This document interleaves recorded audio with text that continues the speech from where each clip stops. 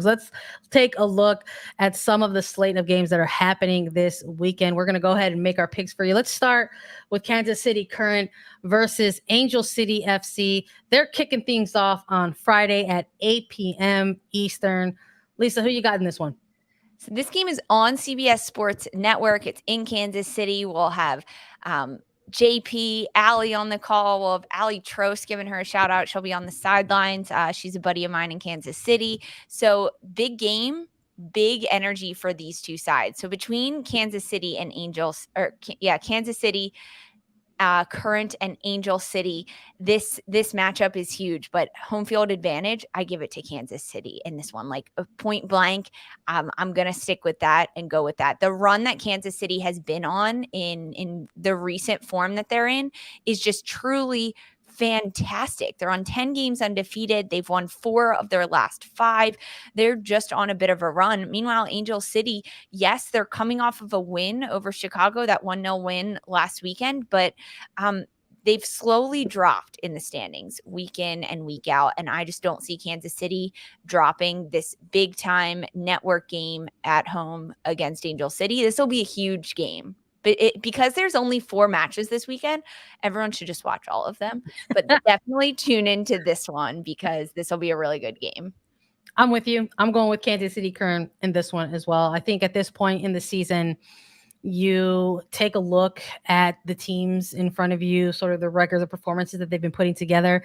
And we've been coming in week and week out talking about this Kansas City Current side picking up results. They're one of these teams that are going on a remarkable undefeated streak, right? They've extended that into double digits. They've got 5 wins, I believe, in their last 6. It's just the momentum that is working in their favor, combined with the play that they're producing out on the pitch. And quite frankly, I think we're doing this ahead of availability reports in front of us to access. But even without that, just the personnel that's available for Kansas, that has been available lately for Kansas City versus the personnel that's been available for Angel City, I'm going to give it to Kansas City. I want to see another big game from Lola Bonta. I think she's been a huge asset for this team. And again, if we do see somebody like a Victoria Pickett unavailable, because she did kind of come out of that previous game with a bit of a knock, in the event that she's unavailable, I think there is going to be maybe a little over reliance on somebody like a Labanta. So we'll see how that shakes out. Moving on to Saturday, though, we've got a triple header of matches here. Let's start with the team that we were just talking about, Lisa. New Jersey, New York, Gotham FC going to be facing Orlando Pride. But there's also been a bit of news coming out of this Houston midweek match, and it's going to perhaps impact this game. Haley Hansen traded from Houston Dash to Orlando Pride. This one just getting announced fairly recently.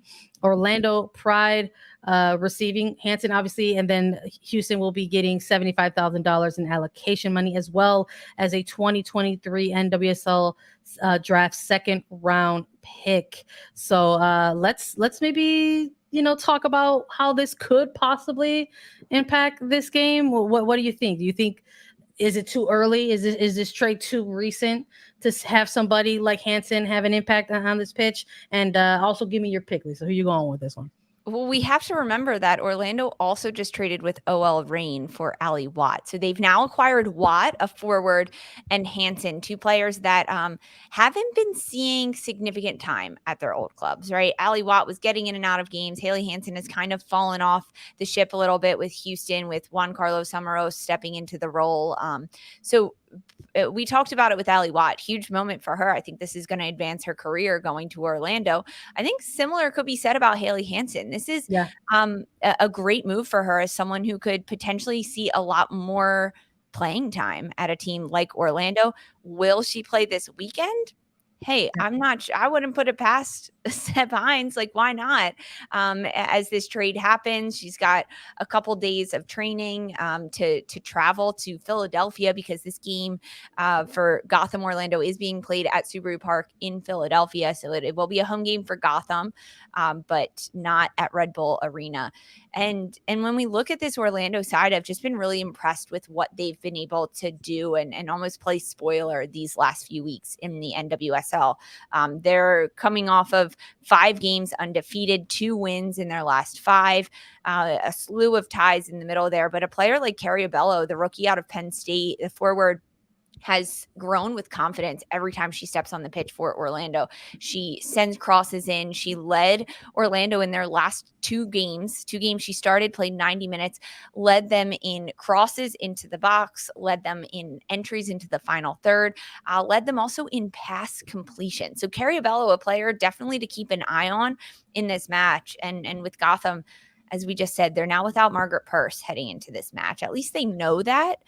They don't have to play down a player, but I just don't think it's going to happen for them. I mean, this game is incredibly interesting because you could almost say it's like 2 bottom table teams. Orlando is number 8 in the standings. Gotham is 11, but Orlando, I think they're going to get the win in this one. Go back-to-back wins for the Pride. Yeah, I'm with you. I think, again, we just got to take a look at the momentum swings that are occurring right now during this final phase of the regular season. And Orlando Pride are one of the stories in terms of, the bottom half table teams who perhaps are one of these teams on the outside looking in. And I think in making some of these moves, whether it was a move with Ola Rain for Ellie Watt or this recent move with the dash for Haley Hansen, for me, that doesn't just symbolize a look ahead. It absolutely means that. It means solidifying players within roles for the future, but there's also a little bit of rolling the dice on this season still as it's in play.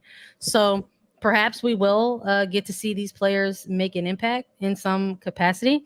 But I think even if we don't, the team as assembled in their current in their current momentum, I think have enough here to perhaps go and finally get that long elusive win from Gotham in 2022 here. Well, this is going to be another one of those matches, though, where we talk a lot about that. Teams that have played each other a little bit more often because they were paired up in the Challenge Cup. And Orlando Pride was unable to maybe kind of break through against this Gotham FC side. But here we are, near late August, and we have these 2 teams having this familiarity with each other, but they're in completely different phases and states of their season now. And I think that the Pride are going to go into this one and take advantage of the fact that Gotham does not have somebody like a Purse to account for, and go ahead and continue and extend their undefeated streak to 7. So I'm going to go with a win, not just a result. I'm going to go with an Orlando Pride win in this one. Let's take a look at the next one on Saturday. This one also kicking off at 7 p.m. Eastern. It's North Carolina Courage versus Chicago Red Stars. The Courage hosting this one. And listen, we've been talking about these Courage games, and we said there's just no way that there are going to be boring games, apparently, against the Courage. They're going to be shootouts, apparently. Who do you got in this one, Lisa?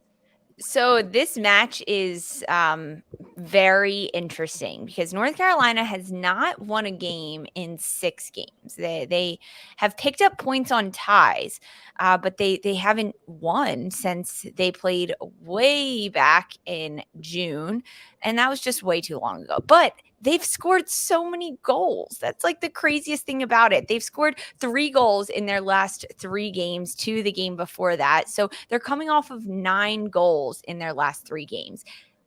So they should be winning, right? Like when you look at those types of statistics, 9 goals in 3 games, North Carolina should be picking up wins, but they're not because their defense is struggling to prevent goals from going in. Their goal differential is horrible because of that right now in the standings at -3.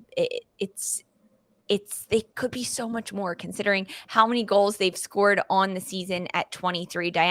Ordonez leads all rookies. She's got 8 goals right now. They've got Caroline back. They've got Debinha back, the Brazilian internationals. And I think that those two, Caroline and Debinha, enhance Ordonez's game, and it truly elevates. Now, it comes down to defense for this North Carolina side because they're going to score goals, right? We'll probably see Diana Ordonez get another one because why not? She's got 3 header goals on the year. Let's give her a 4th. But against a Chicago side that's been incredibly good at putting up goals and incredibly good at defending against other teams. Now, Chicago's coming off of a loss, though, so they've struggled a little bit. That loss to Angel City did not help Chicago in the standings, but in this match, I want to see North Carolina get their first win in 6 games. I'm going to give it to the Courage. I want them to lock it down defensively against a very tough Chicago team. It's going to come down to the midfield battle between these two sides. And if Chicago wins that midfield battle and they get on the board, it'll be very tough for North Carolina to score and come back from that. But I still have North Carolina getting a win. Yeah, I'm with you. And I'm with you because I think it really depends on who's available for Chicago, quite frankly. So I'm also going with North Carolina to finally break through and get their win. I think Carolina has shown us that they're kind of entering an interesting phase of their season, right? Where they've been in last place for almost the entirety of this regular season. But during this second half, perhaps this final stretch of the season, they're kind of going out there with the mentality like, okay, we're just going to go ahead and participate in a wild shootout. And we're just going to have to just try to score more goals than the other team. And unfortunately, again, depending on Chicago's availability, they were without Mal Pugh last week against Angel City. Head coach Chris Petroselli saying it was due to inflammation, of the knee. So they're going to be cautious with that. So there's a little bit of question marks in terms of how Mal Pugh will be available for this game, if she will, and if she is, what's the minute restriction if there is one. And Chicago coming out of that Angel City game unable to get the breakthrough on goal. And I think looking at that performance where they had a really strong game against Angel City and were able to do mostly everything but actually get a goal. And against North Carolina Courage, where they're just like, let's score all these goals willy-nilly, you're going to have to come with the same energy. And I don't know if Chicago is going to be able to keep up in the attacking side of this game. And I also don't know if they're going to be able to keep up on the defensive side of this game because they were also had to see Aaron Wright get subbed out of that game last week as well. So they are very, very, very thin at their back line. We're seeing a lot of teams make a lot of moves, and for some reason Chicago hasn't made any moves for their defensive backs. So that's what you want. I'm going to call you out on this as our Chicago. That's not a call. I'm putting it on the mic. You want Chicago to make some trades for more of a defensive player. I mean, considering their defense is dropping like flies, it's horrible. So you want them to make a trade for a defender?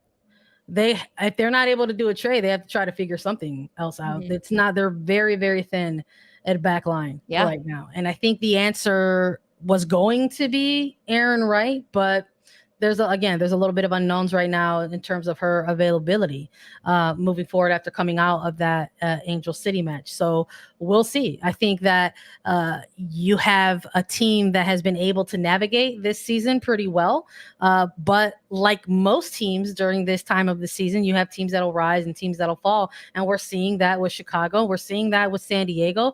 There are slip and slides that are happening in that upper half of the table. And I think there are 2 teams in particular that you can look at who are kind of hitting a certain stretch of the season and kind of hitting that struggle a little bit. One of them, I think, is Chicago, and I think this next one is San Diego. So let's make a pick for them. We both with North Carolina in this game. Let's take a look at San Diego Wave FC versus Houston. Lisa, I want you to go first in this game. You go first with your pick. I've gone first for all of them. Who do you have? It's gonna be a draw. This one's gonna be a draw.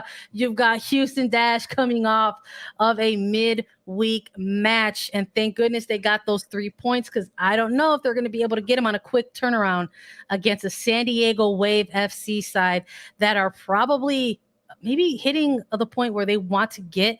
I won't say desperate for a win, but they want to get not just a win, but a convincing win, right? We're talking about their last 6 games where they've got 3 losses, right? Only 1 win in their last 4 games. They've dropped. They had a pretty good stronghold on that number 1 spot for a large part of the first half of the season, and they are starting to hit some tough times in this regular season. And I think that this one is going to come out to a tie. Sandra, I did not want to pick all of the same. We're going to do it. Do you have this one as your draw? I have this one as my draw too. Oh, no. Remember, Caitlin Sheridan is out. She got a red card at the end of the last match for San Diego against Orlando Pride, a game that they dropped, and they're pissed about that because they hit the post 3 times in that match. And then Caitlin Sheridan went off on the officials after the game. She gets a red card. She's out. We've got Carly Telford, English international, stepping in for San Diego. So I that's why I'm like, okay, San Diego's going to put up a really big fight, but Houston's on a run right now, on a tear. And frankly, I think the quick turnaround for Houston is going to benefit them, honestly, because they have this momentum going. Let's keep it going. Ebony Salmon, we talked about it. She's on this incredible streak. It's a draw. Oh my gosh. I can't believe we picked all of them the same. All right. This makes me even more excited for the recap.